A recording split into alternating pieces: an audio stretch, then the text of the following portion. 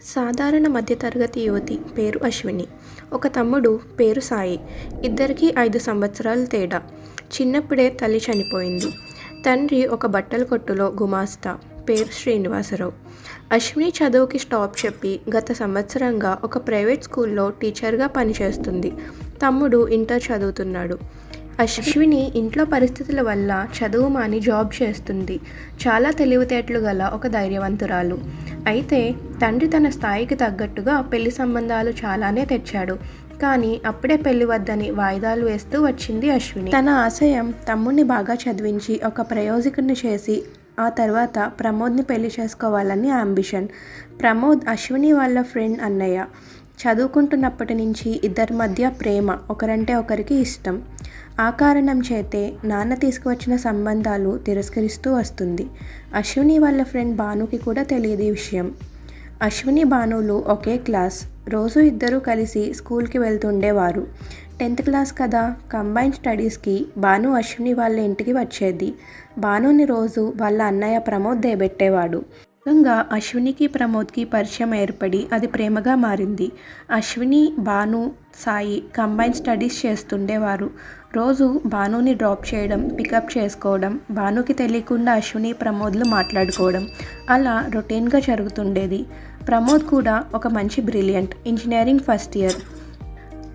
అలా కొన్ని రోజులకి ప్రమోద్తో లవ్లో పడింది అశ్విని. కానీ ఇంటి పరిస్థితులు చక్కబడ్డాక పెళ్లి చేసుకుందాం అనుకున్నారు ఇద్దరు. తమ్ముడు సాయికి జర్నలిజం అంటే ఇంట్రెస్ట్. అశ్విని పనిచేస్తున్న స్కూల్ ప్రిన్సిపల్తో రికమెండ్ చేయించి న్యూస్ ఛానల్లో రిపోర్టర్గా జాబ్ ఇప్పించింది. సాయి కూడా చాలా హ్యాపీగా ఫీల్ అయ్యాడు. అక్క నా కోసం కష్టపడి చదివించి మంచి జాబ్ కూడా వేయించింది.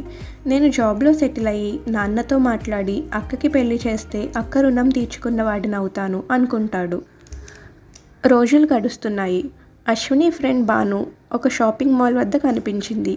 అశ్విని భానుని పలకరించి ఏంటి ఇక్కడున్నావు అని అడిగితే, అన్నయ్యకి పెళ్లి కుదిరిందిగా, పెళ్లి బట్టలకని షాపింగ్కి వచ్చాము. అన్నయ్య, అమ్మ, నాన్నలు లోపలున్నారు. రావే, మంచి టైంకి వచ్చావు.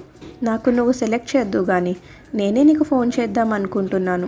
హడావిడిలో మర్చిపోయాను, రా అంటూ లోనికి తీసుకువెళ్తుంటే, భాను ప్లీజ్, నేను స్కూల్ పని మీద బ్యాంకుకు వెళ్ళాలి, తర్వాత వస్తాను అని వెనక్కి తిరిగి కళ్ళంట నీరు కారుస్తూ వచ్చేసింది.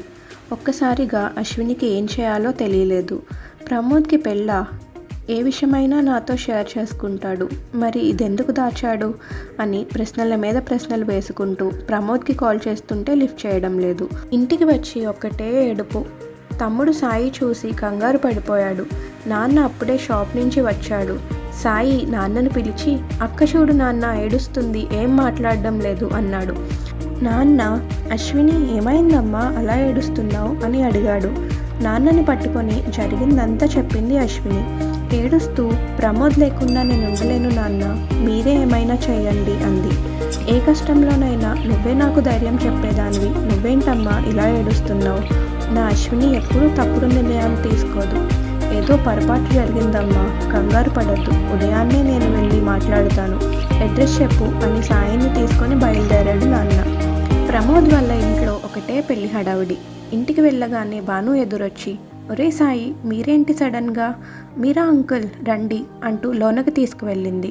మా భాను, మీ అన్నయ్య అశ్విని ప్రేమించుకున్నారంట కదా, మరి ఇప్పుడు ఈ పెళ్ళేంటి? అశ్విని ఇంట్లో కూర్చొని నిన్నటి నుంచి ఒకటే ఏడుపు. తిండి తిప్పలు లేవు. ఎంత చెబుతున్నా వినే పరిస్థితుల్లో లేదు. ఏ అఘాయిత్యం చేసుకుంటుందో అని భయమేస్తుంది. మీ అన్నయ్యతో మాట్లాడదామని వచ్చాను తల్లి అనగానే భాను షాక్ అయ్యి, అవునా, అశ్విని మా అన్నలు ప్రేమించుకున్నారా? నిజంగానా? నాకు ఈ విషయం మీరు చెప్పేంత వరకు తెలియదు అంకుల్, ఉండండి అన్నయ్యని పిలుస్తాను అని లోపలికి వెళ్ళింది. భాను ఇలా లోపలికి వెళ్ళగానే ప్రమోద్ తల్లిదండ్రులు వచ్చి, విషయమంతా మా అబ్బాయి మాకు చెప్పాడు. అయినా ఏదో చిన్నతనం ప్రేమకి ఇష్టానికి తేడా తెలియని వయసులు వాళ్ళవి. అయినా ఏముందని మా వాడిని మీ అమ్మాయికి ఇచ్చి పెళ్లి చేయమంటారు? దయచేసి ఏమీ గొడవ చేయకుండా వెళ్ళిపోండి, ఇక్కడి నుంచి వెళ్ళిపోండి. మంచి గొప్పింటి సంబంధం వచ్చింది. ఎంతో కష్టపడి మా అబ్బాయిని ఒప్పించాము, దయచేసి వెళ్ళిపోండి అంది ప్రమోద్ తల్లి. అలా అనగానే సాయి, రండి నాన్న, వీళ్ళకి డబ్బే ముఖ్యం, కొడుకు సుఖం కాదు అని అక్కడి నుంచి వచ్చేశారు. సాయి నాన్న ఇంటికి రాకముందే భాను అన్నయ్యని తీసుకొని ఇంట్లో అడుగు పెడుతుంది. ఇంతలో సాయి వాళ్ళు కూడా వచ్చేశారు. ఒరే అన్నయ్య, అశ్వినిని ప్రేమించావా లేదా? అంకుల్ మన ఇంటికి వచ్చి చెబుతుంటే నాకు ఏడుపు ఆగలేదురా.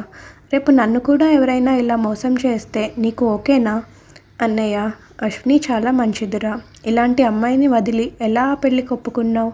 పిచ్చిదాన్ని, మీ ముందే ఉండి మీ విషయం తెలుసుకోలేకపోయాను. లేదంటే ఇంతవరకు వచ్చేదే కాదు అనగానే ప్రమోద్ మాట్లాడుతూ, అశ్విని, నన్ను క్షమించు.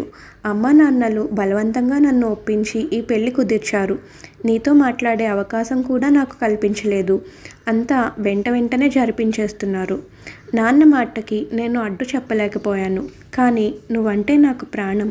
ఏం చేయాలో తెలియక నేను ఈ పెళ్ళికి ఒప్పుకున్నాను అని చెబుతుంటే, చెల్లి భాను, ప్రాణానికి ప్రాణంగా ప్రేమించానన్నావు, ఏం చేయాలో తెలియడం లేదా?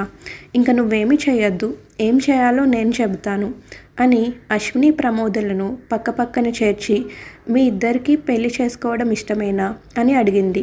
దానికి ఇద్దరూ అంగీకరించారు. భాను, అంకుల్ మరి మీకు అని అడిగింది. అశ్విని వాళ్ళ నాన్న కంటతడి పెట్టుకుంటూ భాను కాళ్ల మీద పడబోయాడు. చిన్నదానిపైన పెద్దరికం వహించి నీ ఫ్రెండ్ జీవితానికి ఒక దారి చూపించావు. చాలా సంతోషం తల్లి అన్నాడు. ఇద్దరికీ గుళ్ళో పెళ్లి చేసి ఇంటికి తీసుకొచ్చింది భాను. తల్లిదండ్రులు జీర్ణించుకోలేకపోయారు. కొడుకు మీద కోపంతో ఇంటి నుంచి పొమ్మన్నారు. ప్రమోద్, అశ్వినీలు ఒక ఇల్లు అద్దెకి తీసుకొని వేరేగా ఉంటున్నారు. ఇద్దరూ మంచి పొజిషన్కి వచ్చారు. కొంతకాలానికి పాత గొడవలు మరిచి అత్తామామలు మా ఇంటికి వచ్చారు. భాను పెళ్లి దగ్గరుండి మీరే చేయాలి అంటూ అత్తగారు మామగారు అశ్వినిని వేడుకున్నారు. ఎంత మాట అండి, ప్రత్యేకంగా మీరు చెప్పాలా? అది నా బాధ్యత, తప్పకుండా అని వాళ్ళ కాళ్ళకి నమస్కరించింది అశ్విని. ఇంతలో అక్కడే ఉండి అన్నీ చూస్తున్నాడు తమ్ముడు సాయి. సాయి అక్కతో అంటున్నాడు, అక్క, భాను లాంటి ఫ్రెండ్ దొరకడం నీ అదృష్టం. కాదు, ఫ్రెండ్స్ ఉండడం ఎవరికైనా చాలా అదృష్టం. ప్రాణానికి ప్రాణంగా ప్రేమించిన వారు కూడా చేయలేనివి ఒక ఫ్రెండ్ మాత్రమే చేయగలరు. హ్యాట్స్ ఆఫ్ టు భాను అక్క. నీలాంటి ఫ్రెండ్స్ అందరికీ ఉండాలి. నీ పెళ్ళి మేమందరం దగ్గరుండి ఘనంగా చేస్తాం. ఈ స్టోరీ మీకు నచ్చినట్టయితే please like, share and subscribe to Bhuvan Vishwa. Thank you.